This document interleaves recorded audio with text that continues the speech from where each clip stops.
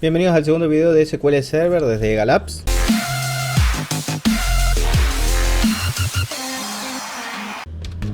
Vamos a seguir tratando las sentencias de definición de datos, el DDL del SQL. En principio ya hemos guardado el script que hicimos en el video anterior.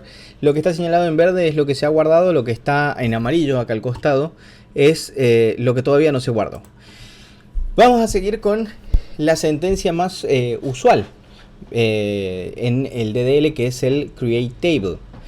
Ahora, vamos a hacer una base de datos chiquita donde vamos a almacenar la editorial, los datos de la editorial y los datos del libro. Bien, que se puedan guardar en esa base de datos. En principio, esto requeriría todo un análisis, pero al ser una base tan pequeña no es muy difícil realizarlo. Entonces vamos a poner primero create table para indicarle que vamos a crear una tabla. Ahora iría el nombre de la tabla, que en este caso lo vamos a llamar editorial. Bien. Luego de esta instrucción abrimos y cerramos paréntesis. Y al final se pone por lo general un punto y coma, o podemos obviarlo. Vamos adentro, vamos a describir los nombres del campo. El primer nombre que va a tener, el primer campo que va a tener la tabla editorial, ¿cuál va a ser? Va a ser nombre, que va a ser de tipo varchar y que va a tener lo siguiente, que va a tener una extensión de 50 caracteres. Estamos, una coma, vamos abajo. Luego del nombre de la editorial vamos a tener la dirección. Perdón, sin acentos. Dirección también va a ser de tipo varchar. Y va a aceptar hasta 100 caracteres. ¿Qué más puede tener una editorial? Luego vamos a poner el teléfono de la editorial, que va a ser de tipo int. Y podemos colocar... Luego ponemos la coma nuevamente. Una vez que tenemos el teléfono, ¿qué más podría tener? Podemos poner quién es el gerente. Gerente. Bueno, vamos a... no vamos a mezclar datos. Podemos poner... tenemos nombre, dirección, teléfono. Y... por el momento creo que nada más. Lo dejamos ahí. Vean.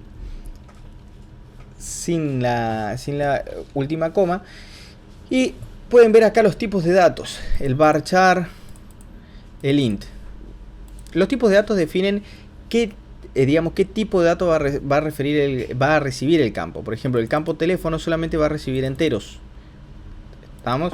Y en realidad si lo dejáramos así estaría mal, porque los enteros, un teléfono actualmente no alcanza un int para definir un teléfono. Deberíamos colocarlo como big int, un gran entero, por traducirlo de manera literal, ¿no? Es un entero más grande.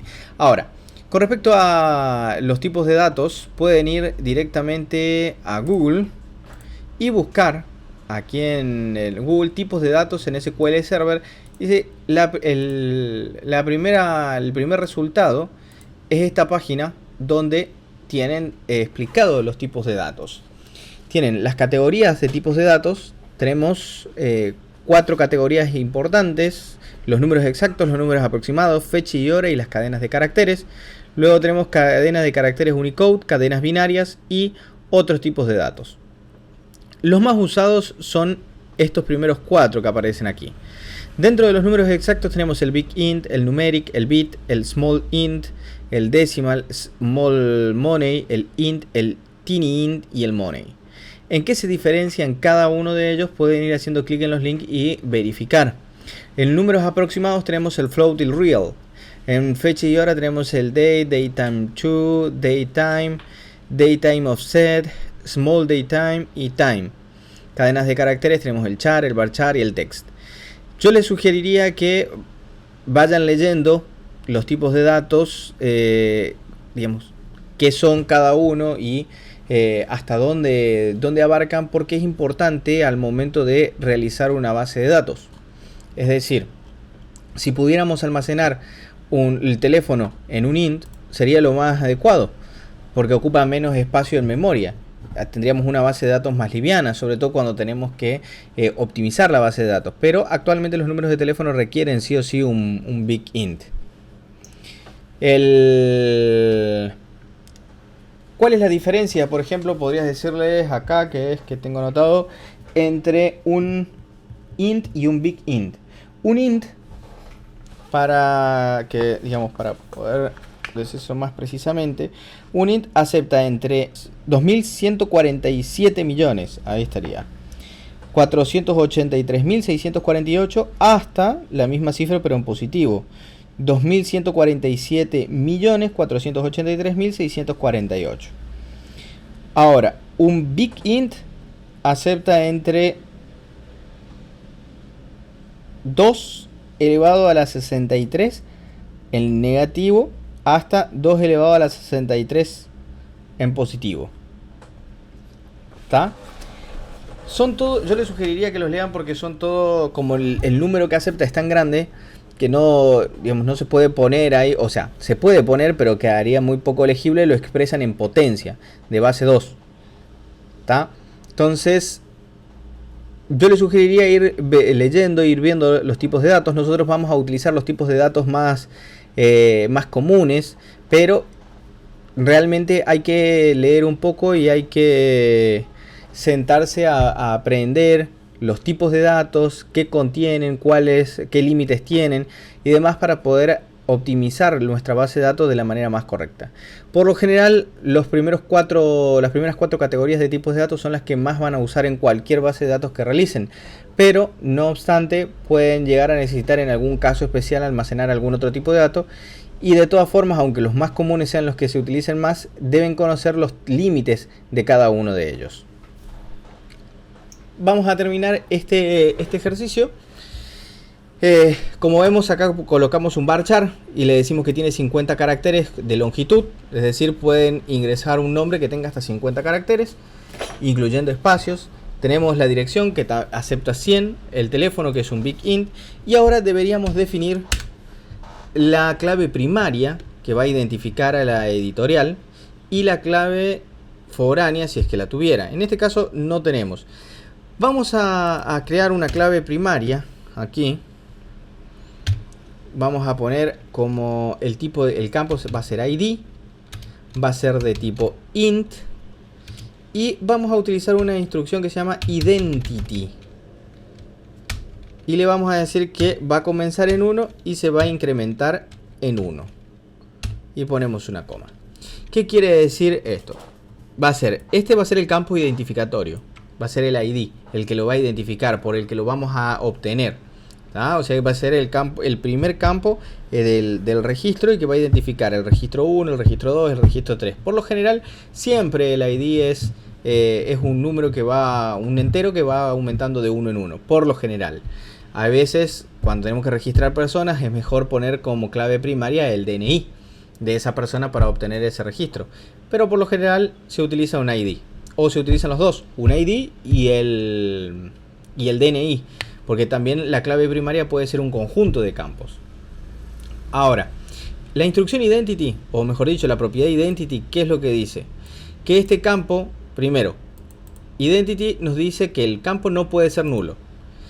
Dice que va a comenzar en 1, o sea, valiendo 1. Y luego nos dice que se va a autoincrementar. Es decir, cuando nosotros hagamos un insert a esta tabla de algún valor, no necesitamos indicar qué valor va a llevar el ID. Es decir, nosotros podemos insertar el nombre, la dirección del teléfono y nada más. Y la base de datos nunca nos va a arrojar un error. ¿Por qué? Porque el ID se encarga de completarlo el motor de base de datos, o sea, el SQL Server en este caso.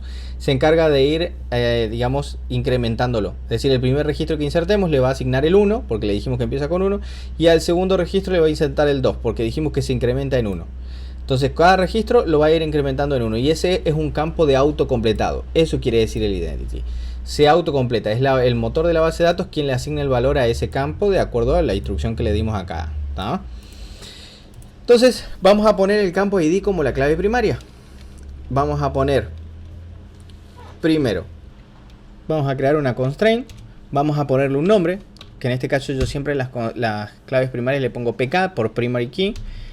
Y guión bajo y el nombre del campo, en este caso ID. Luego le señalamos que es la primary key. Y luego le decimos qué campo es ese primary key. Es decir, es el campo ID. Con eso ya tenemos creada nuestra primera clave primaria o clave principal de la tabla.